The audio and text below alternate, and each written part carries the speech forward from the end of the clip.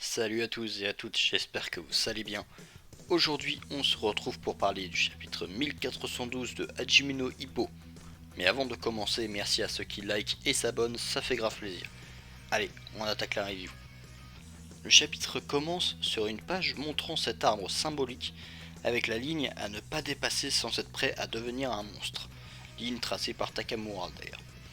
Cette page est très importante pour nous annoncer le retour d'Hippo selon moi. Le chat noir est très clairement celui de Miyata, et Wampo est le chien d'Hippo comme on le sait déjà. On peut voir que les deux animaux vont bientôt passer cette frontière symbolique, le représentant de Hippo courant après celui de Miyata comme depuis toujours avec leur maître. Je pense qu'ici, l'auteur veut nous donner un indice sur le retour de Hippo qui se rapproche enfin après tant de temps, on l'attend ce retour. Enfin, personnellement je l'attends. Les deux animaux jouent sans s'arrêter, le chat ayant la peur de sa vie en se faisant attraper par Wampo, c'est du MMA le bail, sous le regard de Kumi.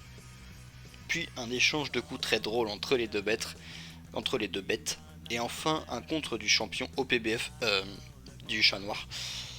Ici ça fait plaisir à voir, l'auteur nous montre très clairement que ce combat tant attendu entre Hippo et Miyata pourrait voir le jour prochainement.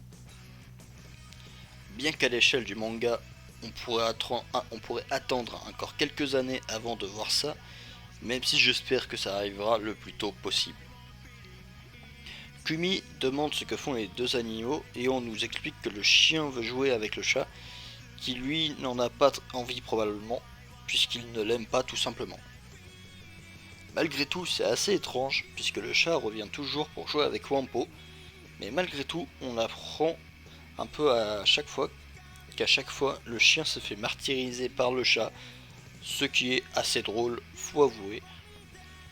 Puis petit fait intéressant, on dit que Hippo a énormément de puissance brute, enfin son chien plus précisément, ici. Ça se voit au niveau du gabarit du chien, mais il ne veut pas mettre un gros coup puisque tout comme son maître, il est trop gentil et ça nous fait encore penser à la rivalité de Hippo et du coup de Miyata, dans le sens où on ne sait pas vraiment si Hippo veut affronter Miyata. C'est un peu étrange cette rivalité, puisque Hippo avait déjà avoué que ce qu'il voulait c'était affronter Miyata, il était même pas sûr de gagner d'ailleurs, il pensait même perdre et finalement se retirer ensuite. Donc c'est une rivalité un peu étrange. Et cette rivalité enchaîne du coup sur une petite réflexion de Kumi, euh, qui nous dit que le propriétaire du chat noir doit avoir assez mauvais caractère, ce qui est en effet le cas, puisque on sait que Miyata n'a pas un très bon caractère en effet. Finalement, cette partie de la discussion concernant la rivalité de Hippo et Miyata s'arrête ici et on enchaîne du coup sur Kumi qui va aller pêcher en attendant Hippo qui est censé revenir dans la journée, donc suivi par les deux élèves de Hippo Itagaki. Au passage, c'est assez intéressant puisque Kumi a acheté sa propre canne à pêche, du coup pour pouvoir pêcher avec Hippo tranquillement. Ça c'est marrant et c'est cool pour la petite relation entre ces deux personnages qui j'espère va évoluer un jour. Puis, petite réflexion cette fois-ci de Itagaki qui nous dit que justement Kumi est une super personne et une super femme pour Hippo et donc que celui-ci devrait aller la voir en premier une fois revenu. Ce qui spoil, il ne fera pas évidemment. Changement de scène, on passe au club Kamogawa avec Hippo justement, qui n'est pas allé voir Kumi, il est parti voir son coach Kamogawa pour faire un bilan de ce qu'il a appris durant le match de Wally. C'est assez marrant. Kumi on verra plus tard. Hippo nous explique du coup qu'il a pu expérimenter beaucoup de choses en voyant ce match, surtout en tant que second, et en même temps il explique d'après lui que Wally n'avait pas assez de temps pour préparer ce match pour le titre mondial, et même Sendo a pu faire la remarque que Wally manquait de rage finalement. Il n'en avait pas assez pour vraiment tenir dans un match pour le titre mondial, surtout face aux meilleurs. Et pour le coup, même Hippo, qui n'est pas quelqu'un avec une grosse rage, a trouvé que l'atmosphère était beaucoup trop détendue avant ce match. Cependant, c'est là qu'est la force de Wally.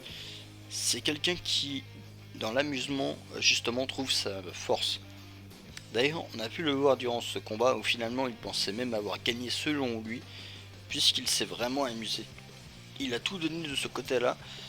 On peut également dire merci à l'entraîneur Miguel, qui est un excellent second et qui a donné les meilleurs conseils possibles pour son combattant. D'ailleurs, finalement, ce que voulait dire Wally était aussi, c'était aussi de montrer à Hippo ce qu'était la boxe selon lui. Et il a réussi à le faire. Ce que voulait montrer Wally, c'était surtout que le principe dans un combat, c'était de s'amuser. Enfin, le principal dans un combat, c'était de s'amuser et pas forcément d'aller chercher à tout prix la victoire. Ce qu'il voulait vraiment, lui, c'était s'amuser à affronter le champion Ricardo Martinez.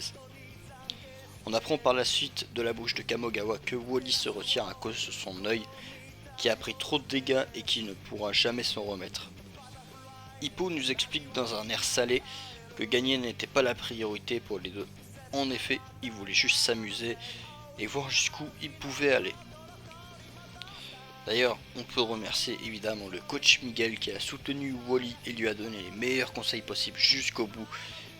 Et derrière, on peut aussi remercier Ricardo qui leur a permis de s'amuser jusqu'au bout en leur envoyant tout ce qu'il avait, absolument tout.